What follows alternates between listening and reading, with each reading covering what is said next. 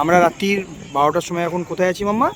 পাড়ার সাথে বিয়ে বাড়িতে গেছি। আচ্ছা ঠিক আছে, বিয়ে বাড়ি থেকে ফিরছি, ভু করে গেছি। আর এখন আমরা ফাঁকা স্টেশনে এই যে দাঁড়িয়ে আছি, পুগ্গার মা আর আমি। ভু, তাই পুগ্গা এখন দেখাচ্ছে কি বু, বুম বুম বুম বুম বুম বুম বুম বুম। পুগ্গা এখন তার দুষ্টুমি দেখাচ্ছে, খেলা দেখাচ্ছে। উইরো উইরো উইরো, কেমন করছিস পুগ্গা?